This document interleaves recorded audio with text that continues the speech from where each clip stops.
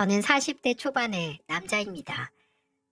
인생사 세웅지마라는데 제 인생을 두고 하는 말 같아요. 결혼할 때는 세상을 다 가진 것처럼 행복했는데 이 나이에 혼자 14살 아들을 키우게 될 줄은 꿈에도 몰랐습니다. 한 집안의 가장으로 잘 살아보려고 했는데 인생이 마음 먹은 것처럼 흘러가는 게 없더라고요.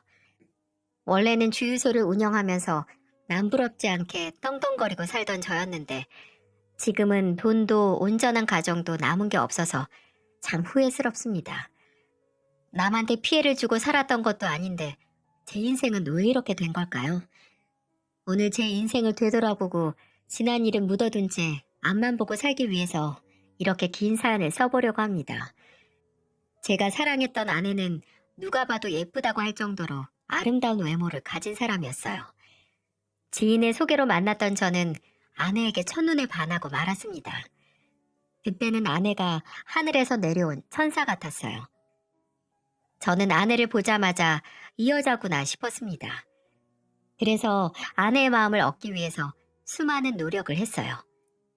아내한테 잘 보이고 싶어서 아버지한테 차까지 빌려서 나갔던 적도 있습니다. 그런 저를 보면서 아내는 놀란 목소리로 말하더군요. 아니, 이게 웬 차야? 원래는 차 없었잖아. 우리 영숙이 다리 아플까봐 내가 편하게 해주려고 아버지 차 빌렸어. 역시 내 생각해주는 건 민식 씨뿐이야. 그렇게 저는 아내와 가까워지기 시작했고 저의 끊임없는 구애 끝에 아내와 연애를 하게 됐습니다. 세상에 더 바랄 것이 없다는 게 이런 거구나 싶었어요. 아내가 웃는 모습만 봐도 세상이 달라 보일 정도였답니다. 이렇게 좋아하는 마음을 주체할 수 없던 저는 어린 나이였지만 아내에게 프로포즈를 했어요. 저는 주유소 사업을 하던 아버지 밑에서 일을 배우고 있었기 때문에 충분히 결혼을 할 수 있던 상황이었어요. 그때 제 생각은 어차피 연애하다 결혼할 거라면 빨리 결혼해서 살림을 합치는 게 더 경제적이라고 생각했죠. 그래서 저희는 남들보다 일찍 결혼을 하게 됐습니다. 그 당시 아내는 직업이 없었고 저는 결혼과 동시에 아버지 사업을 물려받게 되면서 경제적으로 어려움이 없이 가정을 꾸리는 데 성공했어요. 하늘에서도 저희 결혼을 축하해 주듯 결혼 후 아내는 임신까지 하게 됐답니다. 정말로 가장이 된 저는 일과 가족들만 생각하면서 열심히 살았어요. 아내의 뱃속에 아들이 생긴 후부터 어깨는 무거워졌지만 그저 행복하기만 하더군요. 아버지께 물려받은 주유소는 날로 번창하고 있었고 아들이 초등학생이 될 때까지도 부족함이 없었어요. 하지만 아들이 초등학교 6학년이 됐을 무렵 사고를 치고 말았습니다. 주유소 사업을 늘려보려고 무리하게 투자를 시도하다 결국 사기를 당하고 만 거예요. 하루아침에 주유소를 모두 날릴 위기에 처한 저는 어떻게든 원금을 찾아보려고 노력했습니다. 주유소만큼은 끝까지 지켜보려고 노력했어요. 하지만 제 노력에도 저는 결국 전부를 잃고 말았습니다. 그런데 가난이 대문으로 들어오면 창문으로는 사랑이 도망간다고 하죠. 15년 가까이 아들 키우면서 살면서도 부부 싸움 한번 해본 적 없던 저는 아내와 싸우는 날이 늘어만 갔어요. 특히 아내는 아들이 조금만 실수를 해도 심하게 화를 내곤 했습니다.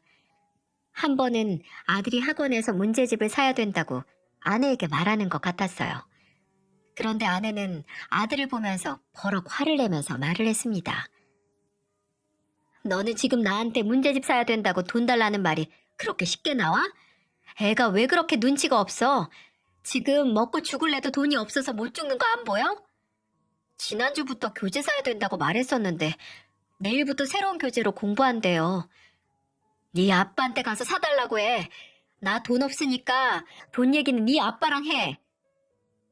아내는 아들이 돈 얘기만 꺼내면 화가 잔뜩 난 채로 말했어요. 저는 옆에서 아내와 아들의 대화를 듣고 화가 났습니다. 아무리 힘들어도 부모가 애한테 저렇게까지 몰아붙이면 안 되는 거 아닙니까? 저는 화가 난 아내를 보면서 말했어요. 당신 할 말 있으면 나한테 해. 괜히 엄한 애한테 화내지 말고. 재산 다 잃은 사람이랑 무슨 말을 해? 당장 돈만 있어도 해결될 일인데 당신 이제 돈도 없잖아. 당신 아들 이제 중학교 들어가면 돈 더 많이 들 텐데 당신 감당할 수 있겠어? 나도 지금 방법을 찾고 있잖아. 당신까지 꼭 이렇게 해야겠어? 그러니까 처음부터 당신이 잘했으면 내가 이렇게 화낼 일도 없잖아. 이제 어쩔 거야. 당신 때문에 우리 집 망한 거야. 아내는 제가 빈털터리가 됐다며 저를 원망하기 시작했어요. 저는 아내의 달라진 태도가 낯설기만 하더라고요. 아내만 있다면 어떤 고난도 이겨낼 수 있을 거라고 생각했는데 아내와 제 생각은 많이 달랐던 모양입니다. 그래서 저도 할 수 있는 노력은 다 하려고 했어요. 하지만 결국 주유소도 다 잃고 빚까지 지고 만 겁니다. 빚이 생기자 저는 더 이상 가만히 있을 수가 없었어요. 결국 망해버린 사업을 포기하고 지인의 소개로 알게 된 일자리에서 일을 하게 됐습니다. 몸이 좀 힘들고 쉬는 날도 많지 않았지만 큰 돈을 벌 수 있다는 말에 바로 하겠다고 했어요. 그때는 물불 가릴 게 없었어요. 설사 일하다가 몸이 부서진다고 해도 해야만 했죠. 제가 돈만 벌면 집안에서 더 이상 싸울 일이 없을 거라고 생각했습니다. 그래도 제가 가장인데 가정을 위해서 할 수 있는 책임을 다하고 싶었죠. 그 무렵 아내도 지인 소개로 보험 영업일을 하게 됐습니다. 저는 아내에게 조심스럽게 말했어요. 여보, 나 조선소에서 일하게 됐어. 근데 아무래도 일하는 게 지방이니까 자주는 못 올 것 같아. 쉬는 날도 많이 없고. 당신이 힘들겠지만 혼자서 아들이랑 잘 있어. 내가 자주자주 올라올게. 내가 너무 당신 바가지만 긁었나 봐. 너무 막막해서 화만 나더라. 나도 일 시작했으니까 일단 빚부터 갚자. 열심히 벌면 금방 갚고 또 새로 시작할 수 있을 거야. 내가 미안해. 당신도 몸 조심해. 우리 지금 건강이 재산이야. 아내와 저는 빚 갚고 다시 시작하자면서 다짐을 했습니다. 그때 저는 지방으로 가서 돈을 버는 것 말고 다른 방법이 없었어요. 그래도 다시 예전처럼 아내와 아들 세 식구가 행복하게 지낼 수만 있다면 이 한 몸 부서져도 괜찮다고 생각했죠. 하지만 제가 지방으로 내려가 일을 하겠다고 했던 선택은 장고 끝에 둔 악수였다는 걸 그때는 몰랐네요. 원래 생각이 길면 잘못된 선택을 한다고 하죠. 그때는 빚을 갚아야 된다는 생각에 몸이 멀어지면 마음도 멀어진다는 생각은 못했습니다. 지방에 있는 조선소에서 배 내부와 외부 페인트를 칠하는 일이었어요. 그러다 보니까 휴일이 많지 않았고요. 일은 힘들고 휴일도 짧다 보니까 집에 자주 갈 수가 없었어요. 그래서 짧으면 일주일에 한 번, 길게는 2, 3주에 한 번씩 집에 가게 된 겁니다. 그래도 가장답게 일해서 돈만 벌 수 있다면 괜찮다고 생각했어요. 그렇게 일을 시작하고 1년 정도 지났을 무렵이었습니다. 아들이 14살 되던 해에 저희 부부는 파국을 맞이했어요. 1년 동안 빚만 갚으면서 살다 보니까 부부 사이가 남보다 못하게 변하고 있었어요. 저는 점점 아내가 변하고 있다는 걸 느끼기 시작했죠. 제가 휴일에 집에 가면 아내의 달라진 태도가 저를 속상하게 만들었습니다. 돈만 잘 벌어오면 아내와 다시 잘 지낼 수 있다고 생각했던 건 저만의 착각이었던 거예요. 한 번은 2주 만에 휴무가 생겨서 서울 집으로 갔습니다. 오랜만에 아들까지 데리고 나가서 외식도 하고 배부르게 저녁을 먹었던 날이었어요. 아들도 가족들끼리 외식해서 신이 났는지 기분이 아주 좋아 보이더군요. 그렇게 잘 먹고 밤 늦은 시간에 잠자리에 누웠는데 글쎄 아내가 침대 밑에 이불을 까는 거예요. 그래서 저는 방바닥에 이불을 깔고 있는 아내를 보면서 말했죠. 침대에서 같이 자면 되지. 왜 밑에다가 이불을 깔고 있어? 혼자 자는 게 편해. 맨날 혼자 편하게 자다가 당신 오면 얼마나 불편한 줄 알아? 내가 잠버릇이 심한 것도 아니고 그냥 올라와서 같이 자. 오랜만에 왔는데. 싫다니까. 그냥 편한 대로 자면 되지. 그리고 당신 씻어도 페인트 냄새 엄청 나는 거 알아? 잠이라도 좀 편하게 자자. 저는 따로 자는 게 편하다는 아내의 말에 충격을 받고 말았어요.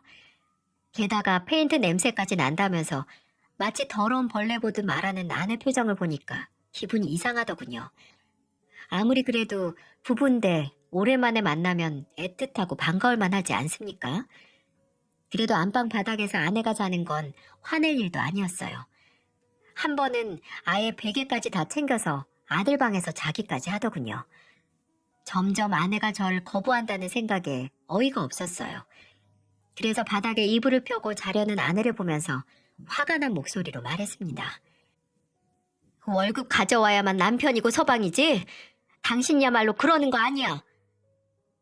저는 서운한 마음에 아내한테 괜히 투정 부리듯 말을 했어요. 그런데 아내는 제 말을 귓등으로도 안 듣고 이불을 머리까지 덮고는 아예 등을 돌려버렸습니다. 이게 부부라고 할 수 있나 싶었어요. 그런데 이것보다 저를 더 화나게 만든 건 다음날 아침이었어요. 먼 타지에서 혼자 일하던 남편이 오랜만에 집에 오면 진수성찬까지는 아니더라도 밥이 될 만한 건 차려줘야 되는 거 아닙니까? 사연 듣는 분들이라면 남편한테 어떻게 해주실 것 같으세요? 저는 오랜만에 서울집에 가는 날이면 집밥 먹을 생각에 들뜨기까지 했거든요. 매번 백반집에서 밥을 먹거나 편의점에서 산 도시락으로 대충 끼니를 때워서 그런지 집에서 갓 지은 밥이 너무 그리웠어요. 그런데 이런 제 기대와 달리 아내는 다음날 아침 전자레인지에 돌린 즉석밥과 냉장고에 있던 김치를 꺼내주는 겁니다. 저는 정말 황당했어요. 그리고는 대충 먹고 치우라고 말하는 아내를 보자 화가 치밀었죠. 저는 숟가락을 들지도 않고 아내를 보면서 말했어요. 집 나갔던 개가 다시 집에 들어와도 이렇게 성의 없이 챙겨주진 않겠다.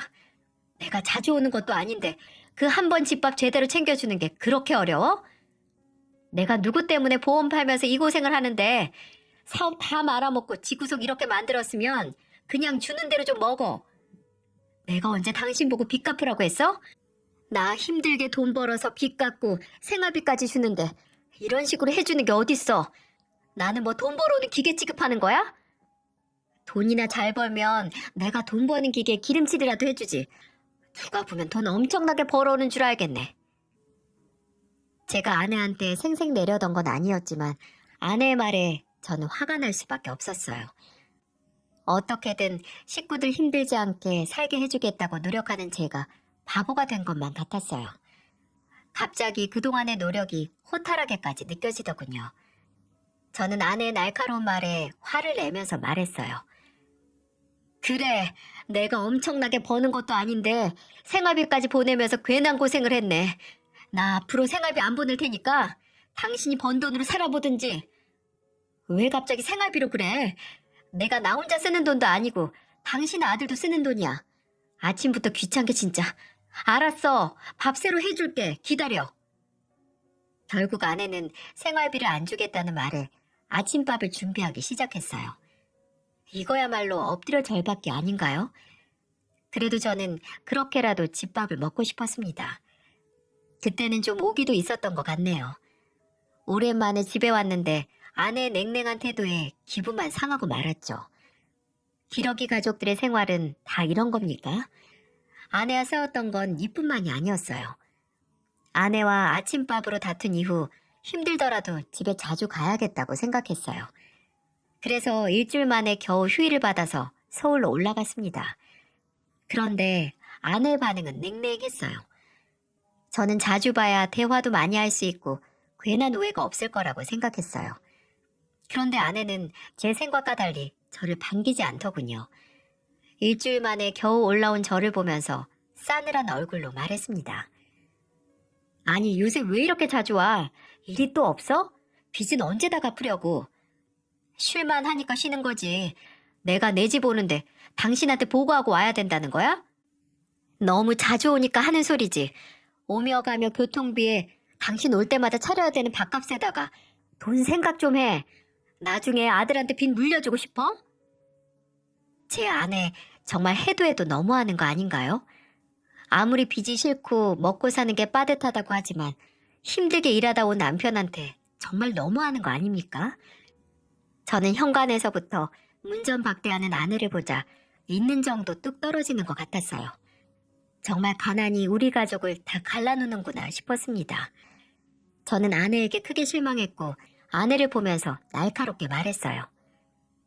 돈 생각하는 사람이 밖에 택배를 저렇게 시켜? 복도에 보니까 택배 박스 버릴 게 한가득 있더라. 당신이야말로 집에서 대체 뭐 하는 거야? 생활비도 넉넉하게 보내주고 당신도 돈 벌고 있으면서 언제까지 돈 타령만 할 건데? 당신이 빚 다 갚을 때까지 돈 타령할 거야. 그리고 생활비 절반이 학원비로 나가는데 내가 지금 돈 타령 안 하게 생겼어? 학원비 내고도 돈 남을 정도인 거 내가 모를 줄 알아? 제대로 밥도 못 얻어먹는 내 팔자라 생활비 줄여서 보낼게. 당신 말대로 빨리 빚이나 갚아야 될 거 아니야. 결국 아내와 또 돈으로 싸우고 말았던 겁니다. 어째 돈을 벌수록 싸우는 날이 늘어만 갔고 아내와는 점점 더 멀어지는 것만 같았죠. 진짜 돈만 벌면 될 것 같던 제 인생에 큰 구멍이 하나 생기는 것 같았어요. 그래도 지방에서 일하다 온 저를 문전박대하듯 대할 줄은 상상도 못했어요. 하지만 아내는 제가 없는 동안 행동이 정말 낯설게 많이 변하고 있었어요. 제가 알던 아내는 예민하지도 않고 오히려 차분한 사람이었는데 아들한테까지 소리를 지르면서 화내는 걸 보고 깜짝 놀랐어요. 일주일 만에 집에 왔다고 아내와 싸웠던 날 집안 분위기는 냉랭했습니다. 그런데 아내는 거실 소파에 팔자 좋게 누워서 핸드폰만 보고 있는 거예요. 누구랑 문자라도 하는 듯이 손가락이 바쁘게 움직였어요. 가만 보니까 아내는 집안에서도 핸드폰을 통 내려놓질 않았어요. 그러다 화장실 간다고 잠깐 핸드폰을 내려둔 사이 아내 핸드폰에서 전화벨이 울렸습니다. 처음에는 급한 전화가 아니겠거니 했는데 잠깐 끊기더니 또다시 울리는 거예요. 그래서 아들한테 핸드폰 엄마 가져다 주라며 말했습니다. 아들은 엄마한테 핸드폰 가져다 주려고 핸드폰을 집어들었는데 마침 아내가 화장실에서 달려 나오더니 아들을 보면서 소리쳤어요. 야, 너 누가 엄마 핸드폰 함부로 만지래? 버르장머리 없이 내가 너 그러라고 없는 살림에 학원 여러 개 보내는 줄 알아? 나는 계속 전화가 오는 것 같길래 급한 전화인 줄 알고 가져다 주려고 한 거예요. 네 아빠 닮아서 멍청해서 그런 거야? 내 물건에 손대지 말라고 저번에도 말했잖아. 저는 아들한테 다짜고짜 화를 내는 아내를 보고는 기가 막혔습니다. 게다가 절 닮아서 멍청하다뇨? 이게 부모가 자식한테 할 수 있는 소린가요? 저한테 함부로 하는 것도 화가 났지만 아들한테 막무가내로 화내는 모습을 보자 정말로 오만정이 다 떨어지는 것 같더라고요. 아내의 호통에 기가 죽은 듯 고개를 푹 숙이고 있는 아들과 아내 사이에 끼면서 말했습니다. 지금 애한테 무슨 소리 하는 거야? 당신 정말 미쳤어? 내가 내 물건에 손대지 말라고 누누이 말했는데 또 손대니까 그러잖아. 전화가 왔으니까 그러는 거잖아. 뭐 숨기는 거라도 있어? 왜 이렇게 오바를 하면서 화내는 건데? 내가 뭘 숨긴다고 그래. 당신이야말로 아들 당신처럼 키우기 싫으면 가정교육 똑바로 시켜. 당신이야말로 애한테 한 번만 더 함부로 하기만 해. 그땐 진짜 내가 가만히 안 있을 거야. 저는 아내에게 호통을 치면서 말하고 아들을 데리고 방으로 들어갔어요. 핸드폰이 뭐라고 이렇게까지 아들을 쥐어잡을 듯이 화를 내는 건지 이해할 수가 없었죠. 저는 아들과 방으로 들어와서 아들을 달래줬어요. 그러자 아들은 제 품에 안겨서 눈물을 보이더군요. 제가 없는 동안 아들은 무슨 일이라도 있었던 건지 서럽게 울었어요. 그렇게 한참을 달래주다 저는 아들에게 다정하게 물었습니다. 요즘 엄마한테 자주 혼났어? 왜 그렇게 엄마한테 기가 잔뜩 죽었어? 엄마 일하느라 바빠서 자주 못 보는 건 괜찮은데 요즘엔 나만 보면 화만 내. 무슨 화를 낸다는 거야? 엄마가 너 공부 못한다고 혼내기라도 해? 엄마 요즘 내가 밥만 많이 먹어도 화내고 학교에서 늦게 와도 화내. 나 아빠랑 살고 싶어. 엄마 너무 무서워.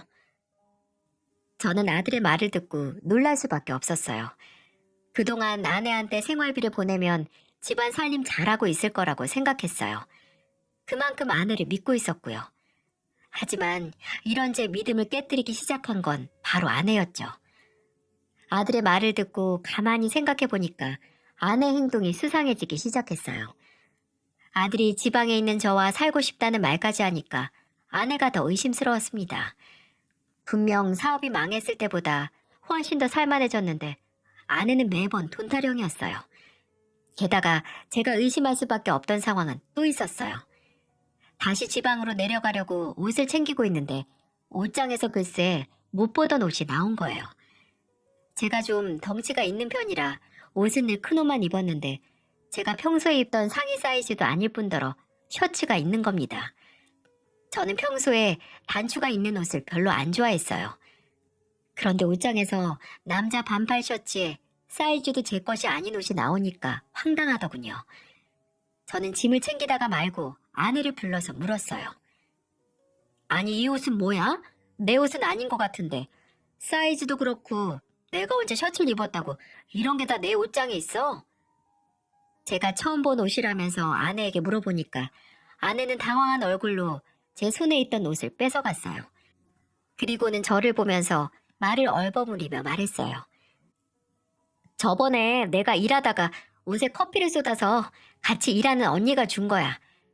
남자 옷인데 왜 언니가 줘? 그 언니 차에 있던 남편 옷이야. 급한데 주는 대로 입어야지. 내가 세탁해서 갖다 준다는 걸 깜빡했네. 신경 쓰지 마. 아무리 봐도 아내 행동이 영 수상했어요. 크게 당황한 듯 말을 얼버무리는 것도 그렇고 같이 일하는 언니가 줬다는 옷도 이상했어요. 그래도 끝까지 아내를 믿고 싶었어요. 그래서 섣불리 아내를 의심하려고도 하지 않았고요. 하지만 이런 제가 결정적으로 아내를 의심하게 된 건 아내 화장대에 있던 남자 로션을 보고 나서부터였어요. 저는 아내한테 부탁했던 선크림을 찾으려고 아내 화장대를 뒤지기 시작했어요. 그런데 아내 화장품 사이에 남성용 스킨이 있는 거예요. 평소에 기초 로션도 안 바르던 제 거는 절대 아니었죠. 정말 이상한 게 한둘이 아니었어요. 게다가 새 것도 아니고 누가 좀 쓴 것처럼 흔적이 보이더군요. 저는 남자 기초 화장품의 셔츠에 뭔가 아내에게 숨기는 게 있다고 생각했어요. 제가 남자 스킨통을 들고 이리저리 보고 있자 아내는 그런 저를 보고 화들짝 놀라서 화장품을 뺏어 들었습니다. 누가 봐도 참 수상해 보였어요. 아내는 크게 당황한 얼굴로 서 있었고 저는 아내에게 의아한 듯 물었습니다. 남성용인데 왜 당신 화장대에 있어? 당신 쓰라고 샀는데 좋은지 내가 미리 써본 거야. 내 거를 미리 써봤다고? 화장품이 다 똑같지 왜 그런 짓을 해, 쓸데없이. 그리고 나 로션 안 바르는 거 알잖아. 한번 써보라고 산 거지. 생각해서 사다 줘도 말이 많어. 됐어. 쓰기 싫으면 두고 가. 좋은 걸 해줘도 알아봐야 해주지. 아내는 괜히 화를 내고 나가더라고요. 저는 제 옷장에서 나왔던 옷과 아내 화장대에 있던 남자 화장품을 보자 의심을 할 수밖에 없었죠. 이 정도면 합리적인 의심 아닌가요? 그래도 끝까지 마음 한구석에서는 아닐 거라고 믿고 싶었어요. 아내는 그럴 사람이 아니라고 믿고 있었고 중학생 아들 둔 엄마로서 절대 가정을 버릴 만한 행동을 할 사람은 아닐 거라고 믿고 있었습니다. 하지만 한 번 의심이 드니까 나쁜 생각은 걷잡을 수 없더라고요. 그래서 아예 작은 의심을 뿌리 뽑고자 하는 마음에 용산 전자상가로 가서 소형 카메라를 샀습니다. 무턱대고 의심만 하는 것보다 제대로 상황을 아는 게 먼저라고 생각했어요. 저는 지방으로 내려가기 전에 카메라를 사서 거실에 설치해뒀습니다. 정말 설치하면서도 이게 맞는 건가 싶었어요. 하지만 아무리 생각해도 떨어져 있는 시간이 더 긴 아내와 제 사이에 작은 의심도 생겨서는 안 된다고 판단했던 거죠. 결국 저는 카메라를 설치해두고 지방으로 다시 내려와야만 했어요. 그렇게 한 2주를 일하느라고 집을 비워두었네요. 저는 집을 비우고 일하는 2주 동안 머릿속이 복잡했어요. 그래도 설치해둔 카메라가 마지막 희망이었어요. 그만큼 아내를 철석같이 믿고 있었죠. 아무 일도 없을 거라고 괜한 제 의심이라고 생각하려고 애썼습니다. 하지만 이런 제 믿음과 달리 아내는 끝내 저를 배신하고 말았어요. 2주 만에 집에 돌아온 저는 오자마자 카메라를 노트북에 연결해서 영상을 확인했습니다. 저는 노트북에서 나오는 영상을 확인하자마자 뒤통수를 세게 얻어맞은 것 같았어요. 영상 속에서 제가 보고 놀란 상황은 아들이 학교를 간 뒤 벌어지더군요. 아들이 나가고 아내가 혼자 남은 집에 제 30년 지기 초등학교 동창 친구가 익숙한 듯이 들어온 거예요. 정말 상상도 못한 조합이었습니다. 영상 속의 두 사람은 거실에서 손도 꼭 잡고 서로 대화를 나누며 다정해 보이더군요. 게다가 아내는 거실에 상을 펼쳐서 밥상까지 차리고 있었고요. 등골 빠지게 일하다 온 남편한테는 김치 하나 겨우 꺼내준 데다가 밥도 즉석밥을 꺼내줬으면서 초등학교 동창 친구한테는 갓 지은 밥에다가 반찬도 다양하게 차려주더군요. 이걸 보고도 제가 가만히 있을 수 있겠습니까? 내 집에서 아들 학교 보내고 아내가 제 친구랑 히덕거리고 있는 걸 보자 정말로 온몸에 피가 식는 기분이었어요. 저는 아내와 친구가 어떻게 만났는지 의문이었죠. 다만 생각해보니까 제가 사업이 망한 뒤에 아내가 보험 영업을 시작했을 때 친구들과 만났을 때 얘기를 했던 적이 있었거든요. 그런데 그때 친구 한 놈이 암보험 실비 같은 게 필요하다며 말을 하길래 아내 명함을 줬었어요. 정말 순수한 마음으로 했던 일인데 일이 이렇게 흐를 줄은 꿈에도 몰랐고 아내한테 도움이 되려고 했던 제 생각은 전부 틀렸던 겁니다. 가정을 지키려고 했던 제 노력이 한순간에 물거품이 되는 순간이었어요.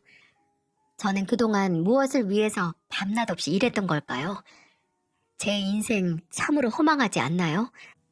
영상을 보고 정신이 번쩍 든 저는 아내와 이제 이혼하겠다고 다짐했습니다. 친구랑 바람난 아내랑 누가 살 수 있겠어요? 저는 아내가 외도하는 부분이 담긴 장면을 편집해서 핸드폰으로도 옮겨놓고 컴퓨터에도 따로 저장을 해뒀습니다. 그리고 아내가 오기만을 기다렸죠. 시간이 조금 지나자 아내가 신이 난 표정으로 들어오다가 저를 보고는 갑자기 한숨을 쉬는 모습을 보자 가증스럽더군요. 더 이상은 참을 수 없던 저는 아내를 추궁하며 물었어요. 당신 화장까지 하고 어딜 그렇게 신나게 다녀와? 어디 남자라도 숨겨뒀어? 아니 오랜만에 와서 한다는 소리가 고작 그거야? 당신 무슨 의처증 있어? 당신이 의심하게 만들었잖아. 아니 내가 뭘 돈도 못 버는 한심하고 멍청한 남편이랑 사는데 내가 밖에서 내 맘대로 놀지도 못해? 내 팔자 이렇게 만든 게 누군데? 머리가 나쁘니까 손발이 고생하는 당신이 뭘 알겠어? 아내는 끝까지 제게 화를 내면서 말했습니다. 정말 어이가 없었어요. 진짜 적반하장도 유분수지 세상에 이런 뻔뻔한 사람이 또 있을까 싶었답니다. 끝까지 뻔뻔하게 발악을 하면서 제게 화를 내는 아내를 보자 기가 막혀서 더 이상은 참을 수가 없더군요. 그래서 저는 고래고래 소리를 지르던 아내의 뺨을 쳐버렸어요. 제가 갑자기 아내의 뺨을 치자 아내는 놀랐는지 눈을 동그랗게 뜨고 절 보더군요. 전 아내한테 노트북 영상을 재생시키면서 말했습니다. 당신이야말로 머리가 나쁘니까 집구석에서 무슨 짓을 했는지도 모르고 화내는 거지? 애 엄마가 미쳤어. 진짜 정신 나간 게 누군데 나한테 화를 내. 아내는 뺨을 부여잡고 제가 재생한 노트북을 보고는 얼굴이 하얗게 질려 있었어요. 그리고는 노트북 영상을 끄려고 하자 노트북을 옆으로 치워버리더군요. 그러자 아내는 말을 더듬으면서 제 팔에 매달리며 말했어요. 당신 친구가 먼저 꼬셨어. 나는 진짜 보험만 팔려고 했다니까. 진짜야. 나 좀 믿어줘. 저리 안 떨어져? 더러운 손 어딜 손대? 지금 제정신이야? 당신은 바람 필 때 애 생각도 안 났어? 나는 일하면서도 아무리 힘들어도 당신이랑 우리 아들 편하게 해줄 생각에 이 악물고 일했는데 나한테 어떻게 이럴 수가 있어? 화를 주체하지 못하고 저는 거실에 있는 물건을 전부 뒤집어 엎었습니다. 아내는 끝까지 제게 매달리면서 울더군요. 그리고는 끝까지 오해를 하면서 친구가 꼬신 거라며 말했습니다. 지금 누가 먼저 꼬신 게 문제입니까? 꼬신 사람이나 넘어간 사람이나 똑같은 거 아닌가요? 너무 화가 난 저는 미리 핸드폰으로 옮겨둔 영상을 초등학교 동창 친구에게 보냈어요. 친구는 대기업에 재직 중인 친구였죠. 아내는 제가 친구에게 바람핀 영상을 보내자 갑자기 목 놓아 울기 시작하더군요. 제가 친구에게 영상을 보내자마자 친구한테 전화가 왔어요. 저는 일부러 전화도 다 거절했네요. 친구 부인이랑 바람난 걸 들켰으면 찾아와서 빌기라도 해야 되는 거 아닙니까? 친구는 계속 전화를 하면서 오고 있었는지 금세 저희 집에 도착했더군요. 친구는 엉망이 된 집과 울고 있는 아내를 보자 무릎을 꿇으면서 말했습니다. 이거 다 오해야. 나는 저번에 너한테 받은 명함 받아서 보험 만들려고 했는데 저 여자가 먼저 술 먹고 꼬셨다니까. 진짜야. 네가 그러고도 친구냐? 둘이 좋다고 놀아날 땐 언제고 서로 안 꼬셨다고 하면 대체 누가 문제인 거냐? 보험 들라고 중간에서 소개시켜준 내가 죽을 죄를 진 거냐? 민씨가 그게 아니고 제발 내 말 좀 들어봐. 진짜 오해야. 오해? 영상을 보고도 오해라는 말이 나와? 영상 똑바로 보고나 말해. 둘 다 아주 똑같으니까. 저는 친구와 울고 있는 아내가 보도록 노트북으로 영상을 다시 한번 켰어요. 영상 속에는 아내와 친구가 나란히 앉아 있었고 친구가 아내의 손을 잡으면서 말하는 목소리가 들렸어요. 민식이 그놈 언제 버릴 거야? 이제 돈도 없고 끈 떨어진 신발이잖아. 두 사람은 영상을 보자마자 똑같이 놀라더군요. 저는 두 사람을 보면서 말했어요. 똑같이 삼시세끼 먹고 산다고 다 사람인 줄 알아? 니들은 짐승만도 못한 쓰레기들이야. 둘 다 절대 가만 안 둘 거야. 제가 가만 안 두겠다고 말하자 쓰레기 같은 친구 놈은 무릎을 꿇고 제 다리에 매달리며 말하더군요. 내가 진짜 잘못했어. 한 번만 봐주라. 이거 우리 아내가 알면 나 이혼당해. 알잖아. 내가 다시는 네 눈앞에도 안 나타나고 죽은 듯이 살게. 제발 한 번만 이렇게 빌게. 내 집은 풍비박산 만들고 네 가정만 중요해? 너 같은 걸 가장이라고 믿고 사는 재수씨가 불쌍하다. 나는 너 다시는 서에 발도 못 붙이게 만들 거야. 나 진짜 이혼당하면 우리 애들은 어떡해. 아직 어린데 부모가 이혼하면 얼마나 힘들겠어. 그러니까 제발 한 번만. 부모도 부모다워야 부모지. 너는 있으니만 못해.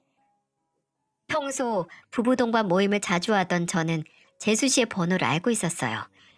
그래서 재수 씨한테 영상을 보내려고 하는 순간 친구 놈이 제 핸드폰을 뺏었습니다. 그리고는 제게 다시 한번 빌면서 애원하며 말하더군요. 내가 한 5천만 원 정도 위자료도 줄게. 그러니까 이번 딱 한 번만 조용히 묻어줘. 아내도 모르는 돈이야. 너 돈 필요하잖아. 대신 비밀로 해줘. 제발 부탁이야. 가정 박살내놓고 돈 5천으로 입막음하겠다고? 내가 너처럼 입만 산 놈 말을 어떻게 믿어? 그렇게 돈 자랑이 하고 싶으면 너 내 계좌번호 알잖아. 한번 보내보던지. 내가 보내줄게. 진짜 한 번만 봐주라. 저는 친구가 돈을 수백억을 보낸다고 해도 이 일을 조용히 묻을 생각이 없었어요. 그런데 친구는 제가 정말 입을 닫을 줄 알았는지 정말로 돈을 보낸 거예요. 그렇다고 제가 돈 5천만 원에 입을 다물 수 있었겠어요? 친구는 제게 5천만 원을 보내고 갔어요. 어찌나 한심하던지 이런 놈이랑 바람난 아내도 멍청해 보일 지경이었어요. 저는 아내도 집에서 쫓아내 버렸죠. 세상에 제 두 눈으로 바람 피는 걸 봤는데 어떻게 같이 살 수 있겠습니까? 그리고 저는 친구 아내에게 편집했던 영상을 모두 보내고 자초지종을 설명하기 위해서 약속을 잡고 재수 씨가 있는 곳으로 갔습니다. 친구의 아내는 공무원이었어요. 제가 보낸 영상을 보고 충격을 받은 듯한 얼굴이었죠. 저는 침착하게 다 설명했어요. 저번에 보험 들겠다고 해서 제 아내 명함을 줬던 적이 있는데 그때 서로 알게 된 것 같아요. 제 친구랑 30년 지기예요. 충격도 너무 크고 믿었던 친구한테 배신당하니까 누굴 믿고 살겠어요. 이런 놈도 남편이라고 제가 그동안 살았다고 생각하니까 기가 막혀요. 대체 무슨 생각으로 진짜 제가 다 면목이 없네요. 재수 씨는 화가 잔뜩 난 얼굴로 친구한테 전화를 하는 것 같았습니다. 대충 들어보니 더 볼 것도 없이 집에도 오지 말고 이혼 서류나 받을 준비하라며 막 화를 내더군요. 저는 속이 다 시원했어요. 그런데 이 와중에도 제 친구는 어땠는 줄 아시나요? 재수 씨한테 이혼 소송 당했다면서 저한테 화를 내는 겁니다. 정말로 어이가 없더군요. 그러면서 제게 5천만 원 내놓으라며 화를 내면서 이렇게 말했습니다. 내 5천만 원 당장 내놔. 말 안 하는 조건으로 돈 받아다 놓고 뒤통수를 쳐? 나 말 안 하겠다고 한 적 없다. 네가 무작정 보낸 거잖아. 나 이혼 당하면 네가 책임질 거야? 너는 나랑 내 아들까지 인생 망쳐놓은 거야. 위자료 더 줘도 모자를 파네. 뭐? 뚫린 입이라고 전화해서 5천을 내놓으라고 할 수 있어? 네가 잘못했는지 내가 잘못한 건지 친구들한테 물어봐야겠네. 저는 돈 내놓으라는 친구 말에 기가 찬 듯 말하고는 전화를 끊어버렸어요. 그리고는 친구와 아내가 바람난 영상을 초등학교 친구들이 모여있는 단체 채팅방에 다 올려버렸어요. 몇 분 뒤 영상을 본 친구들은 하나같이 친구놈을 욕하기 시작했습니다. 친구들이 하도 욕을 해서 그런지 스스로 방을 나가더군요. 쓰레기만도 못했던 친구의 실체를 알게 된 친구들은 다 제 편을 들어줬고 바람난 친구는 모임에서 완전히 외장되고 말았습니다.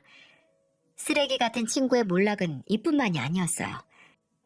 재수 씨는 제가 보낸 영상을 정리해서 친구와 아내가 일하던 회사 인사과로 전송해버린 겁니다. 그리고는 내용에는 이런 말을 덧붙였다고 했어요. 회사의 명예를 실추시키는 직원을 고발합니다.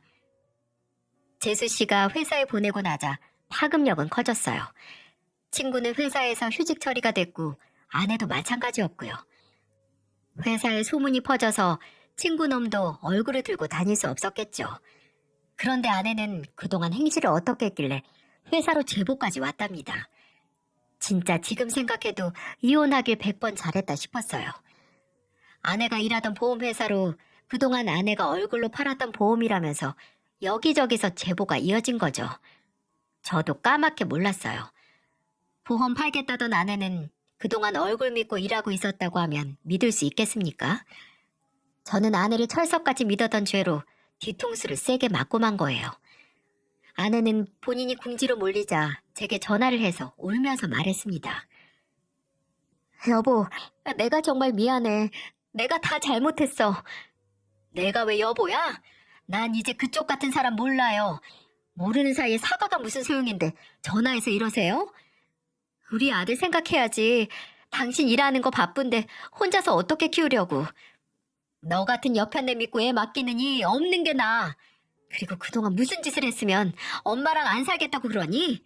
애가 엄마 없어도 된다는데. 제가 아들에게 이혼하게 된 사실을 말하자 아들은 망설임도 없이 저랑 살겠다며 말하더군요. 그동안 대체 아들한테 무슨 짓을 했길래 아들이 고민도 없이 아빠랑 살겠다고 했겠습니까? 생각보다 아들이 충격을 받지 않은 것 같아서 다행이긴 하더라고요. 그렇게 저는 아들과 둘이 살 준비를 시작하고 있었죠. 하지만 저와 아들이 새 출발을 시작했을 무렵 바람났던 전 아내의 상황은 완전히 뒤바뀌고 있었어요. 처갓집에서 아내가 외도했다는 사실을 알았는지 장인어른께서 제게 전화를 해서 사과를 하며 말씀하시더군요. 내 딸이 자네랑 손자한테 못할 짓 하게 키워서 미안하네. 우리도 화가 나서 집안에 들이지도 않고 있어. 나도 이렇게 화가 나는데 자네 심정은 오죽했겠나.